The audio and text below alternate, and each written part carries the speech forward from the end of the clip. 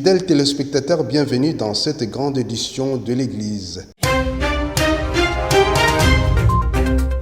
Au sommaire, une délégation venue de Genève pour construire le mausolée de Maman Siloulou, travaux leur confiés par le chef spirituel et représentant légal de l'église kimbanguiste. Jour J-D, 22 ans après, les fidèles kimbanguistes se préparent pour se souvenir de la disparition physique de Papa Dialungana Kiangani, deuxième fils de Papa Simon Kimbangu. Ça sera le mercredi 16 août 2023. Voilà tout pour le sommaire. Toujours dans le cadre du développement de la ville sainte de Nkamba Nouvelle-Jérusalem, un sympathisant kimbanguiste de la nationalité angolaise a fait un don d'une Jeep 4x4 double cabine au chef spirituel et représentant légal de l'église kimbanguiste, sa divinité Papa Simon Kimbangu Kiangani, dont la responsabilité de son arrivée à la ville sainte était sous la gestion du diacre Pablo Mayamona, le DG du département transport, qui a pris le mot dans ce sens.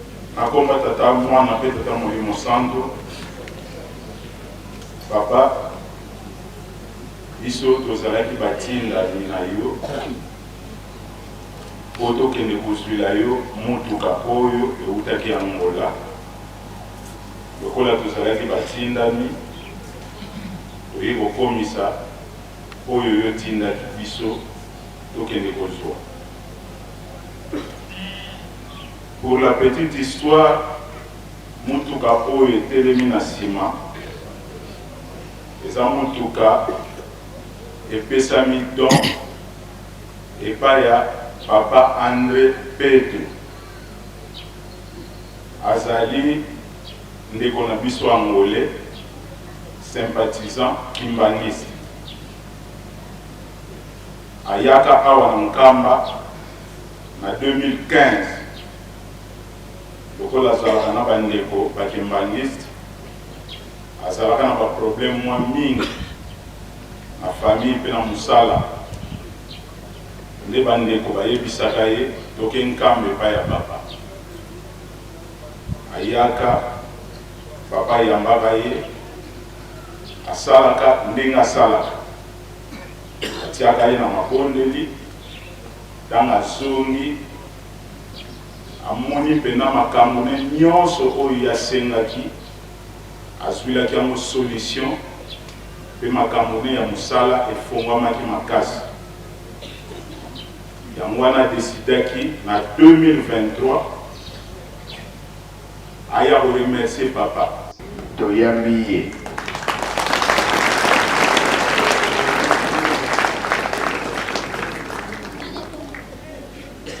Basusi ezali mingi. Biso tozokoklisa makambo batata balobaki.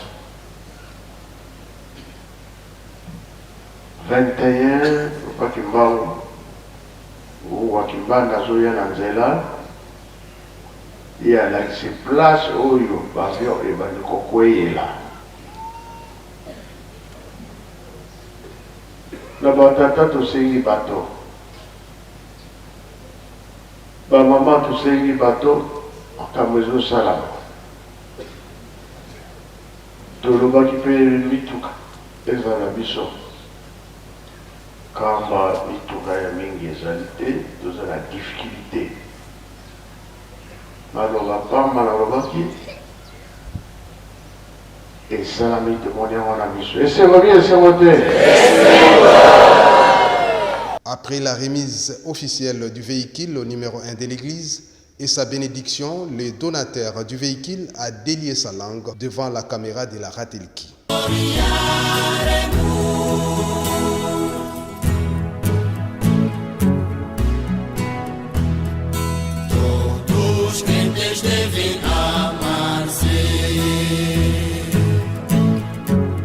Comme on a papa Louindula Tando Guilherme, nazali directeur national adjoint et service à protocole na niveau Angola. Et mutuka oyo euti epai ya papa André Pedro Pomba, il y a des sympathisants kimbanguistes.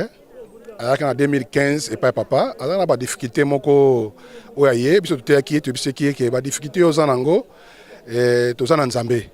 nzambe na biso papa Simon Kimbangu Kiangani yende azali nzambe ya mokili ya kopesa okimia na problème na yo na moment wana azalaka na professeur et tanga ye apesi ba doléance na ye makambo na ye nyonso epai ya papa asalaki kati na ye sili apesi ye mai tanga bimi libanda alobi na nga papa alobi na nga ke o esili tobongisi mais tanga azongi na Luanda aye komona ba manifestation oyo nzambe abongisi mpona bomoi na ye lelo azali directeur national ya information na Angola na ministère ya télécommunication nzamba pamboli ye amatisi na ba niveau wana amonaki te na niveau nga na komi lelo ezali nzambe tata Simon Kimbangu Kiangani esengena ke ko remercier ye na oyo asali kati na bomoi na nga.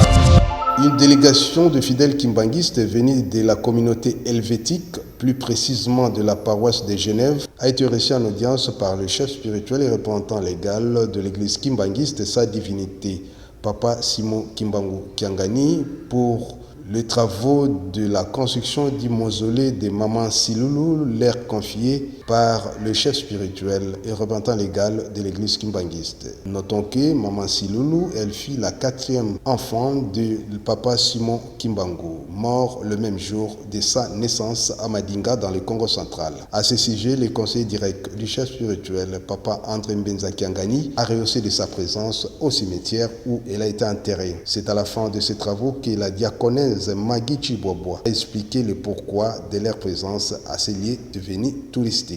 Depuis 2013, tozalaki na biso koya papa yokopesa biso charge ya kobongisa na kati ya bakilongo ya papa. Bakilongo ese salamaki mais misala ya finition de toyaki biso kosala. Tango tosilisi na 2021 tango toyaki tosilisaki ya papa bango misato.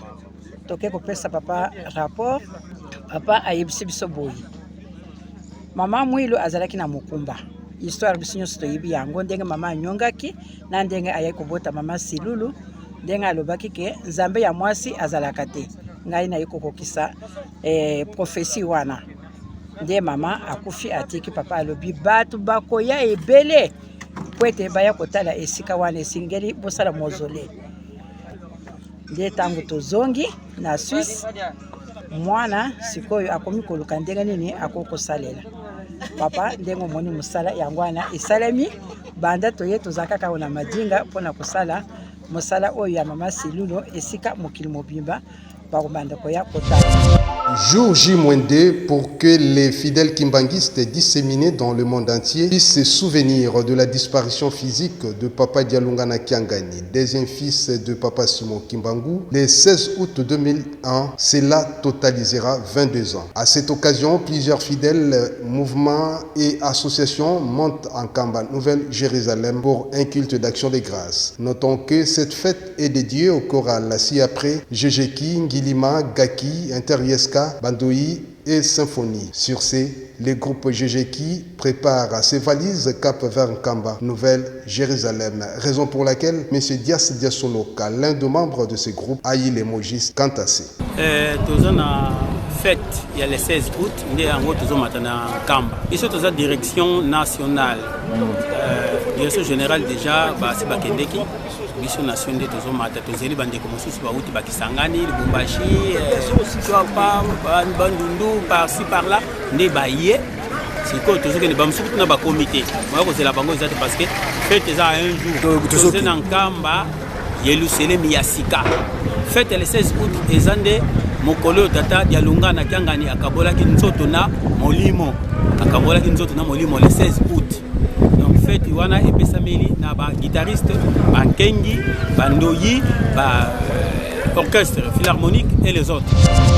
Les fidèles kimbanguistes de la paroisse de Kassavubu ont tenu un culte le dimanche 13 août 2023 dans leurs paroisses respectives. Le révérend Junior Piana, l'officiant du jour, a tenu sa prédication sous les thèmes « Construisons Kamba Nouvelle-Jérusalem » comme passage biblique, Psaume 33, 12, 15, Deutéronome 5, 1, 21, Jean 5, 16, 20, 23 et Romains 6, 12, 15. Libota oyo ezali na nzambe na bango ezali libota oyo ya opangwama.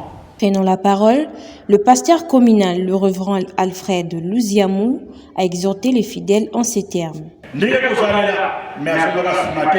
Jean 10, verset 11. Moboko yi malamu ya bampati na matalo na bazala kushike ami pesa kama manyana na ile totoka mabana ya batu kuna kuprepare ko ya mwili mosatu pamba ko ya mwili mosatu ye mokolo Yesu ndiye prepara yango beke bakakana bakafanya ke sudi kolo ya kufi permission na ye osila nzoka o nzamba kumusaka ezabane ngote. Assistant au culte, le député provincial M. François Aboya, cadre du parti IPR, n'a pas manqué de mots justes quant à ceux. Écoutez, je suis vraiment très ravi d'assister aujourd'hui au culte dominical de l'église kimbanguiste. Ce qui a été mon souhait depuis longtemps, quand j'étais encore petit à Kisangani, je voyais comment ça se passait de l'autre côté.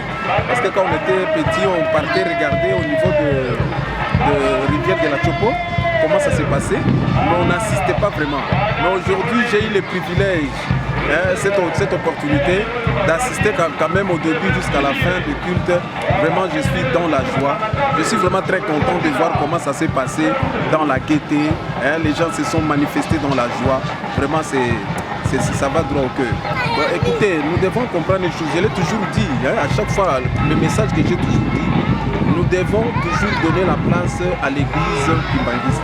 Les gens ne comprennent pas. Quand on parle de l'église kimbanguiste, ce n'est pas un problème d'une personne, d'un individu. C'est un problème national et international et mondial. L'église kimbanguiste n'est pas seulement un problème d'une personne. Ça englobe toute une nation. Ça englobe toute une multitude de gens. Donc, le papa Simon Kimbangu incarne la vision de Dieu. Il est là pour représenter Dieu lui-même. C'est pour cela qu'à chaque fois, quand on parle de lui, il ne faut pas faire allusion à un homme humain. Il ne faut pas faire allusion à un homme humain. Il faut faire allusion à un homme spirituel. Voilà un peu là où il y a une différence entre Papa Simon Kimbangu que nous parlons de l'homme et Papa Simon Kimbangu que nous parlons de le spirituel. Une présentation de coupe faite par les corps ecclésiastiques de la paroisse des Kasavubu aux fidèles et autres participants du culte, récit à main propre du chef spirituel et représentant légal de l'église kimbanguiste, sa divinité Papa Simon Kimbangu Kiangani, à l'occasion de leur festivité du 26 au 29 juillet en Kamba Nouvelle-Jérusalem. Après cette présentation, le président communal de clergé de la dite commune, le diacre Jean Zakanda, explique. Impressionnant fait la gagne parce que nous sommes à pays premier. Biso bakeya ki biso eloko moko na 2022. Les tokende ki kaka na fete ya banganga nzambe. Batieli biso bande ya papa ya ngenda kuntima. Elobaki nini na bande wana papa ya ngenda kuntima alobi ye akotaki classe azalaki na 15 ans. Alors baaki kobenga ye Gaillard na bana nyonso tu ya classe oyo ya akotaki. Mena ki Gaillard na ye azalaki kobima ntango nyonso premier po ete alakisake azali Gaillard zero te. Yango wana biso a partir ya moment wana tolobaki fo tosalaka effort po ete tozalaka parmi les 3 premiers parce que repre tokosalema omona mosala esalamika mwana na bese moko boye tobimaka parmi les 3 premiers parce que Kasavubu ezali Gaillard. Alors tolakisake ezali vraiment Gaillard. Impression na ngai ezali ya bien ya kitoko, collaboration ya kitoko na ba comité membre ya comité des clergés kimbanguiste ya Kasavubu. À son tour, la trésorière de la dite structure, la diagonèse Jackie Ditomeni, a lancé un message assez semblable.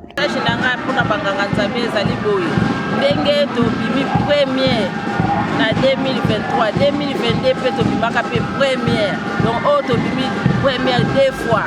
Donc et tikali sudo bima suku mara misatu peut tokende jusqu'à l'infini. Na sengi na banganga nzambe nyonso ya Kasavubu to telema ndenge slogan na biso ya Kasavubu elobaka Kasavubu oye gare centrale parlement international telema.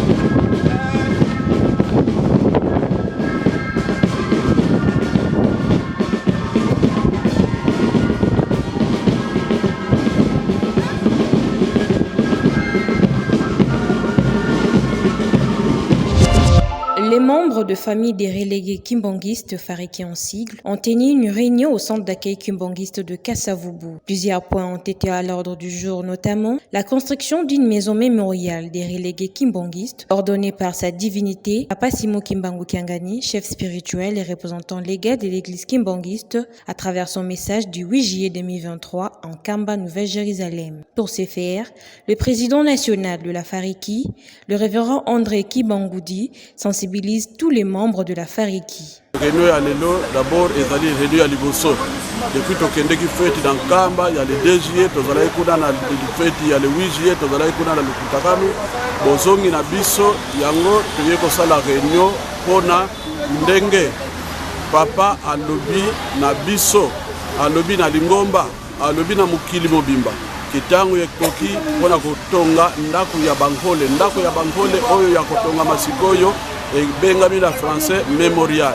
Kuna nde histoire ya bankole ekokota yango tozali kosenga na ba famille nyonso mutu na mutu batu na batu ba préparer photo ya ancêtre na bango tata to mama oyo akangamaki na sima ya papa Simo Kimbangu parce que aksutenaki papa Simo Kimbangu o bakendeki na relégation na likolo mutu na mutu abongisa photo soki baye na photo tokopesa bango formule nini tokokomela ba identité ndenge na bamboka bautaki epai bakendeki nde yango omoni biso na réunion ya munene oyo tosali ya liboso pona ko sensibiliser batu na construction ya ndaku ya mémorial oyo libanga ekotiama le 12 septembre 2023 na Nkamba, Nouvelle-Jérusalem.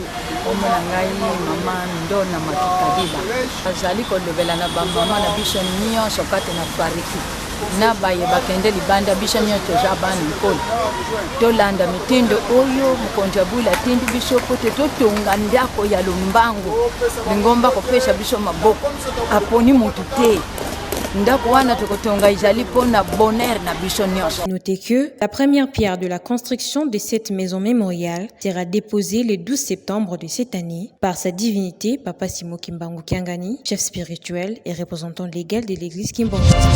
La tradition a été respectée dans la paroisse mère de Boukama ce dimanche 13 août 2023. Tout a commencé par la prière d'ouverture, les tours des chants. L'officiant du jour, le diacre Christian Godongo Longina, a tiré sa prédication dans les livres de Psaume 37, 1-9, Exode 20, 1-17 et Romains 8, 17, 18 comme référence, Galates 5, 16, 17.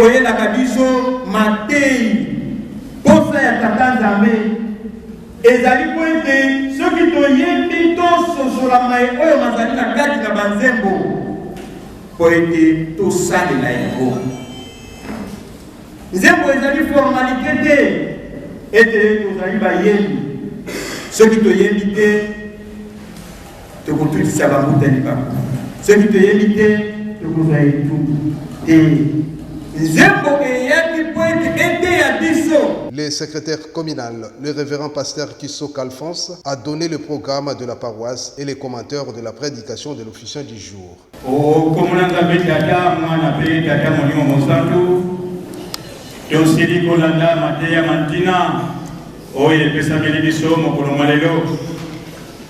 Dimanche 13 août 2023. Yolandi na boke binyoso pona mayo nkolo asili kwa pesa ye pona kokika ya milimu na biso mama ni kango zala keke monemi longola ki bonzoto pe tambola na monimo mosantu o eterobika. Quant au pasteur communal Bandika Mapuata David a martelé encore une fois de plus sur la prédication du jour et d'autres nouvelles de la paroisse.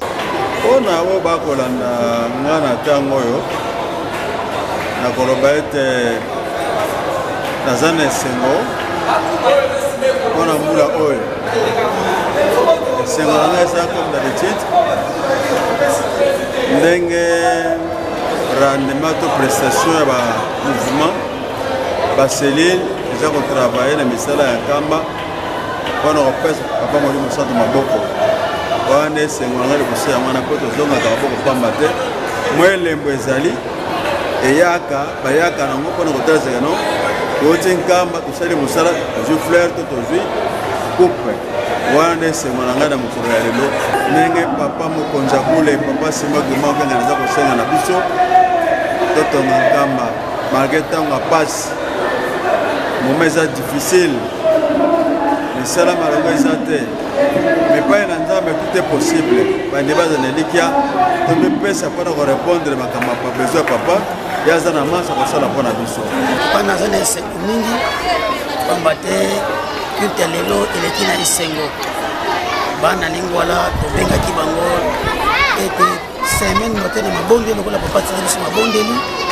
antuka tobandaki banda londi deja tolakaki bana ya bokama ete oyo ezali paroisse ya papa kisolokele na bainitiative ya papa conseil communal evanti mafa david na biso mpe na biro nde toyokanaki ete tosepelisa bana ya bokama mpe totalisa bango ete oyo ezali paroisse ya papa kisolokele ebongi ezala propre ebongi tosala bainstallation sanitaire moderne esi tosilisi kuna nde tokosala babiro ya lingomba ekozala awa.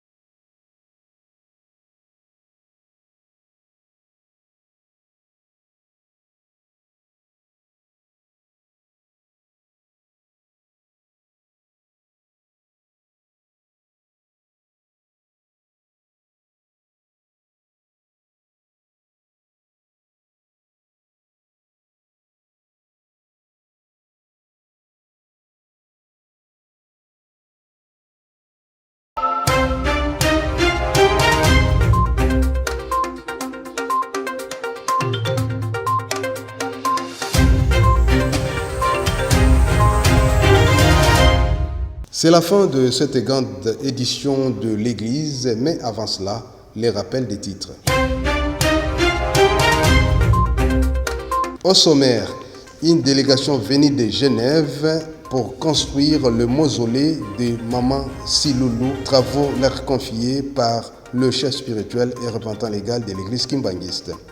Jour J-D, 22 ans après, les fidèles kimbanguistes se préparent pour se souvenir de la disparition physique de Papa Dialungana Kiangani, deuxième fils de Papa Simon Kimbangu. Ça sera le mercredi 16 août 2023. Merci d'avoir été les nôtres. Bonne suite des programmes sur la radio-télévision kimbanguiste.